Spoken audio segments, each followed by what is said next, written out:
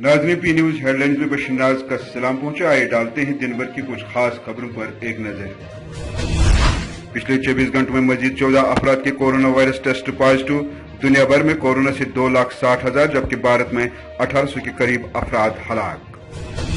आलमगीरी बाजार के 32 साल कम उम्र नौजवान की कोरोना वायरस से मौत, इलाके में कोहराम। वादी में मोबाइल टेलीफोन सर्विस दूसरे दिन भी बंद। लॉकडाउन के दौरान अवाम में मजीद परेशानियों का इजाफा। रियाज नायकों की हलाकत से मिलिटेंसी पर काबू पाने में मदद मिलेगी। 4 महीनों में 64 जंगजू मार डाले गए, IGP कश्मीर। 5 सालों में मोदी हुकूमत ने पेट्रोल और डीजल पर 800% टैक्स का इजाफा किया, Congress party. Line of control पूंछ इलाके में फायरिंग और शेलिंग, एक शख्स शदीद जख्मी, इलाका में खौफ और दहशत।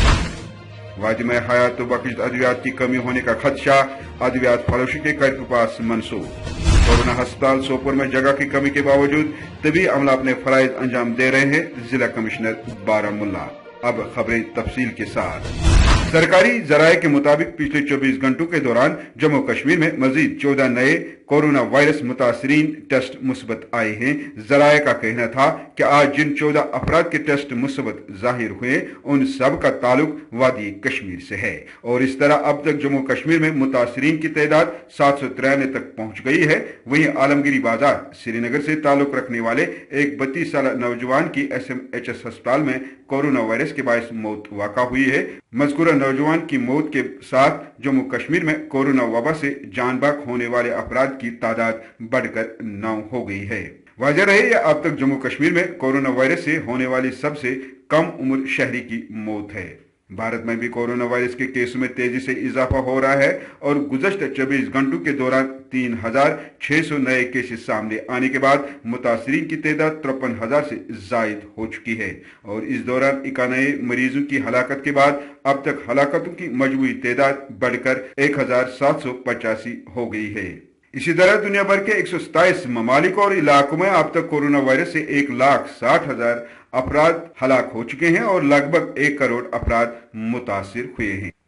ये मौलाना साहबान या बाकी सोशल लीडर्स है, उनका ताउन है जिसकी वजह से लोग इस बात को समझ पाए कि हाँ, रमजान के महीने में भी अगर हम घर पे बैठ के इबादत करते हैं, क्योंकि ऊपर वाले की इबादत करते हैं, सबके भले की दुआ करते हैं, और अगर उसके भले की दुआ के साथ अगर हम बाहर निकल करके कांग्रीगेशन में अपना या किसी और का नुकसान करते हैं तो मुझे नहीं लगता कि ऐसी चीज ऊपर वाले को भी मंजूर होती है।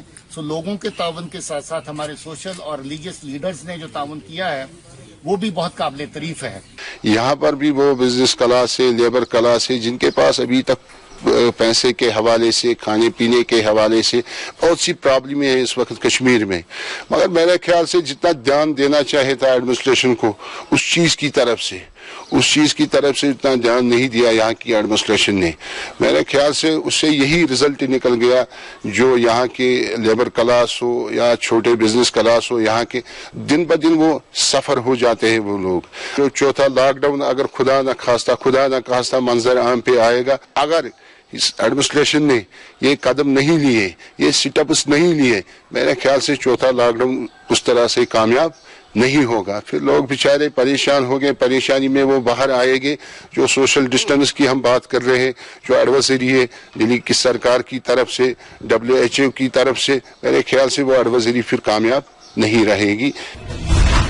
इसी दौरान वादी कश्मीर में मोबाइल टेलीफोन सर्विस को दूसरे दिन बंद रहने से अवाम में लॉकडाउन और कोरोना वायरस वबाई बीमारी से पैदा शुदा परेशानी में इजाफे का बायस बन गया। अवाम का कहना है कि इंतजामिया को ये बात अच्छी तरह समझ लेनी चाहिए कि लॉकडाउन के दौरान टेलीफोन सर्विस का बंद करके अवाम को मजीद मुश्किलात में डालना ही नहीं बल्कि अवाम को सही राह छोड़ देने के बराबर है। अवाम इंतजामिया से पूछ रही है कि लॉकडाउन के दौरान बीमार और हामिला खवातीन और वो मजबूर लोग किस तरह और कैसे इंतजामिया से मदद हासिल करेंगे। देखिए, लॉ एंड ऑर्डर आईजी साहब के हुक्म से बनने होता है।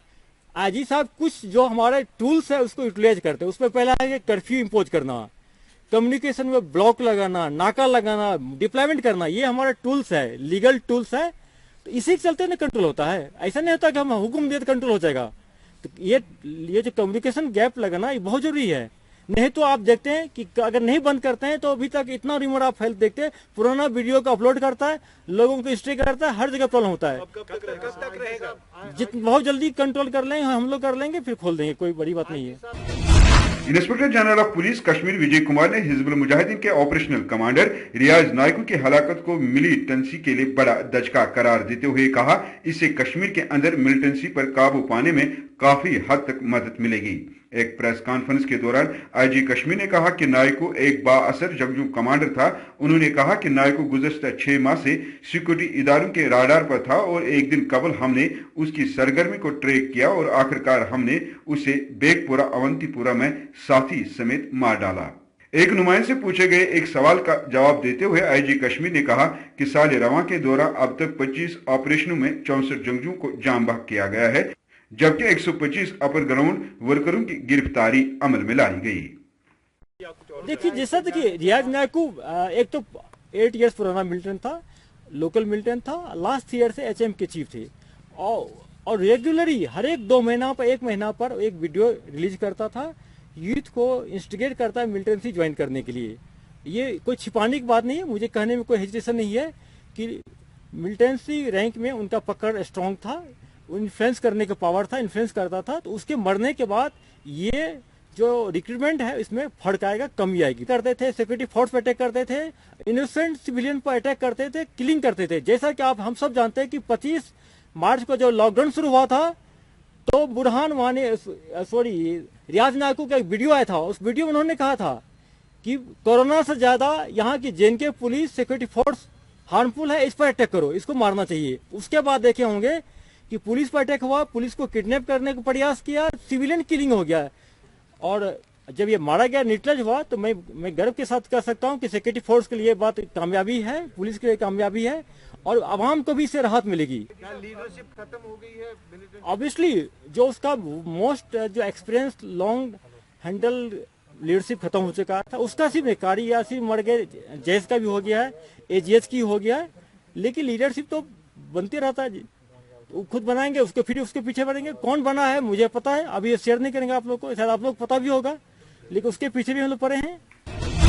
इधर कांग्रेस पार्टी ने पेट्रोल और डीजल कीमतों में बेतहाशा इजाफे पर बीजेपी को घेरते हुए कहा कि मोदी हुकूमत ने सिर्फ 5.5 साल के दौरान डीजल पर 3.5 रुपया और पेट्रोल पर 9 रुपया 48 पैसा फी लीटर ले जाने वाले टैक्स को बढ़ाकर डीजल को 31 रुपया 75 पैसा जबकि पेट्रोल 32 रुपया 98 पैसा कर दिया है, जो सरासर आवाम के पैसों की लूट है और भाजपा सरकार को इन सवालों का जवाब देना होगा।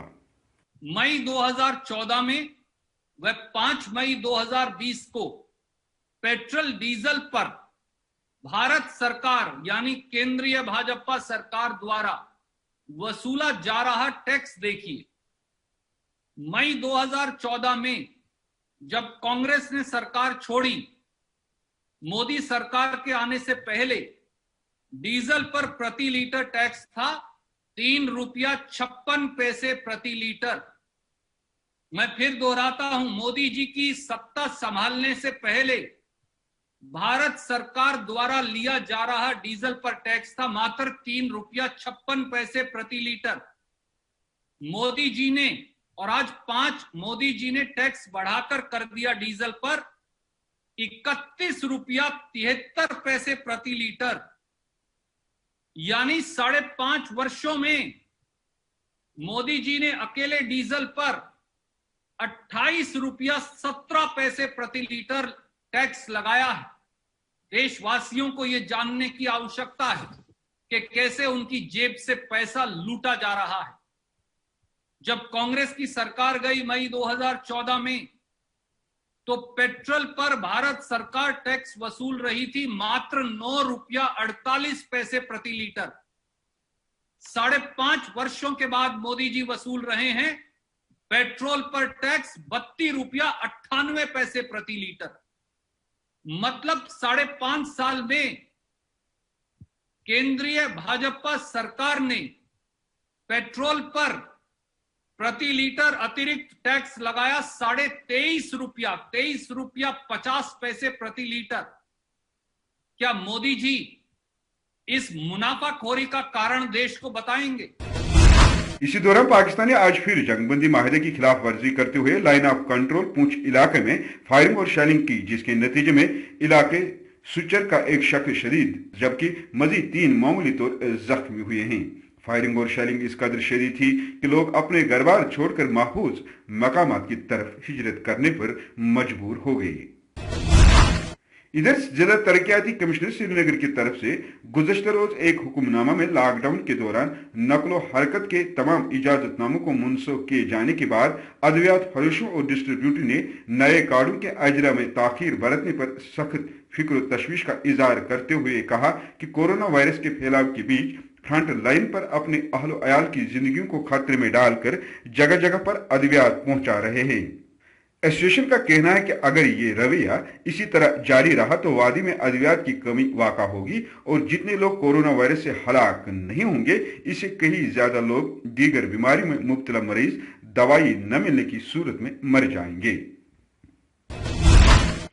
उधर जिला तरक्याती कमिश्नर बारामूला जैन यतू ने आज सोपोर का दौरा करके आर्जी तौर कायम किए गया कोरोना अस्पताल का जायजा लिया। इस मौके पर उन्होंने कहा कि अस्पताल में जगह की कमी के बावजूद यहाँ का तबी अमला मेहनत और लगन के साथ अपने फराइज अंजाम दे रहे हैं। सोपोर सब डिस्ट्रिक्ट हॉस्पिटल में हमने डेडिकेटेड कोविड हॉस्पिटल में कन्वर्ट कर दिया है और अल्लाह का फजल करम है कि यहाँ जो पेशेंट 40 के करीब है, सारे जो है वो स्टेबल है। और रिसेंटली हमने यहाँ पे सक्सेसफुली 2 कोविड पेशेंट्स की डिलीवरी कंडक्ट कराई और कल जो रिपोर्ट्स आ गए उसमें दोनों बच्चे जो है नेगेटिव पाए गए और उनकी मदर्स भी स्टेबल है। ये एक डॉक्टरों की मेहनत है, उनकी डेडिकेशन है जिसकी वजह से पॉसिबल हो रहा है। इसके अलावा हमने यहाँ पे जो पहले बाकी सेक्शन चल रहे थे, गैनी सेक्शन चल रहा था या इसी तरीके से ऑर्थोपेडिक सेक्शन चल रहा था, वो सारे के सारे हमने जो है MCH हॉस्पिटल, जो ओल्ड हॉस्पिटल को बोलते हैं, वहाँ शिफ्ट किए थे।